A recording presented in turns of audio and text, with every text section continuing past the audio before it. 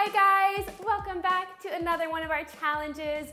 I am going to be going over all the modifications and alternative moves for today's challenge, which you can find in the FitBody app. So if you haven't joined us already, it is not too late. Just head to the description box below where you will find a promo code for 1 month free and tons of details about a grand prize giveaway and tons of other fun stuff. Move number 1 is going to be a squat and a press. So you're going to bring the dumbbells up to your shoulders. If they're heavy, you normally can actually kind of rest them on your shoulders a bit. And then feet slightly wider than shoulder width apart.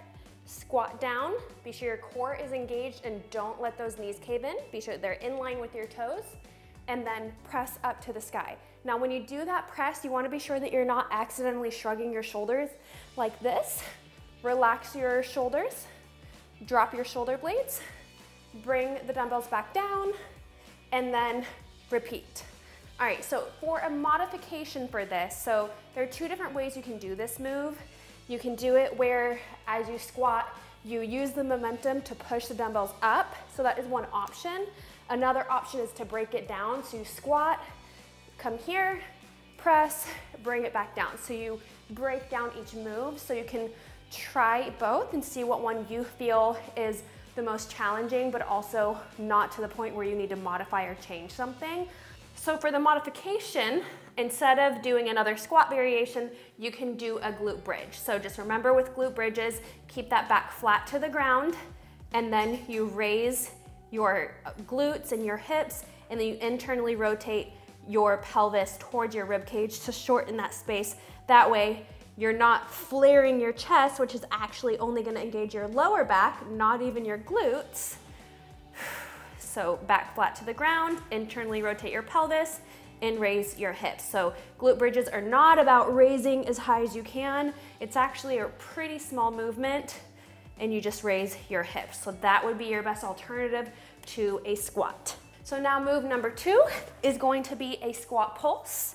So same position, feet slightly wider than shoulder width. You're going to squat down, but this time you're just going to pulse. So you're not gonna come all the way up from the movement. And you wanna be careful that it's not your back moving. Try to keep your back stable.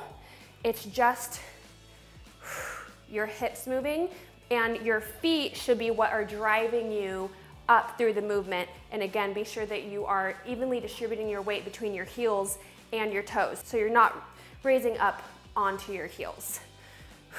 So just like this, your glutes should be engaged the entire time.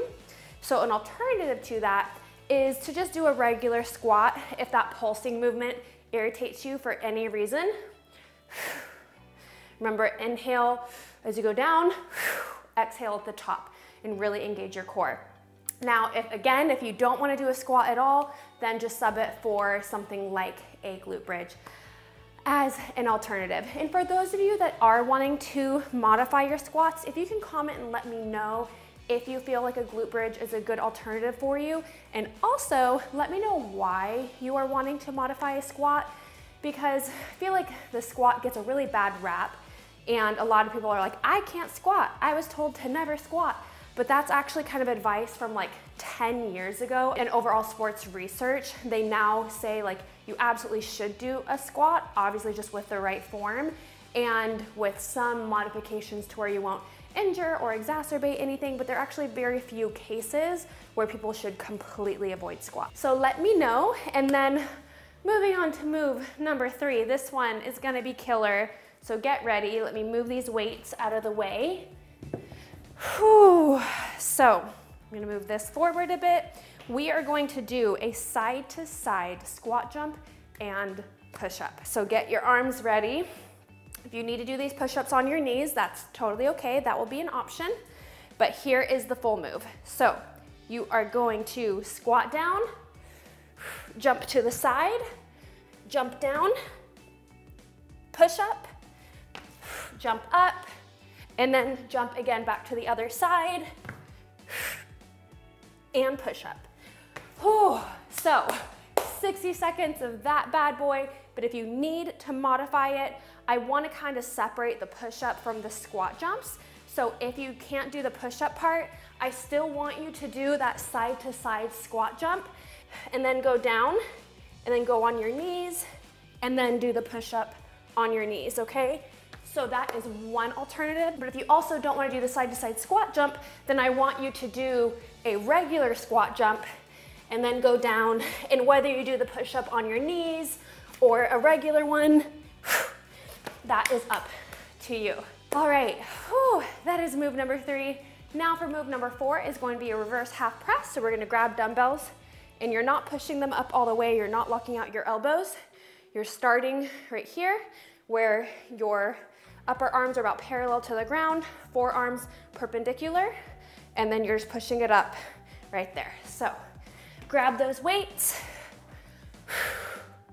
keep your core tight, push up, inhale as you go down, exhale as you go up. All right, so that is the regular move. So for the alternative, I do still want you to do a press sort of movement. So you will have the dumbbells up at your shoulders, press them above your head, and return. And another option is to do a shoulder press. So your arms will be out here, and then press above your head. So you can choose which one you would like to do. So move number 5 is going to be a push-up spring. So this is where you're going to get in a push-up position. You're going to lower yourself, and then you're gonna spring yourself up, not that high obviously, but you're not gonna clap or anything. You just spring yourself up and then land softly back into a push-up position, all right? So it's gonna look like this.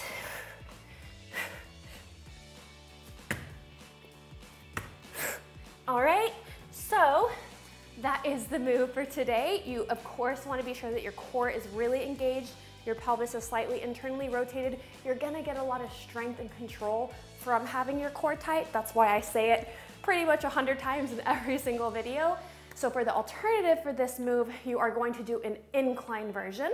I want you to do that before you drop down to your knees. So I'm gonna grab a platform. All right, so with the platform, we are going to do the push-up spring. So body in a straight line.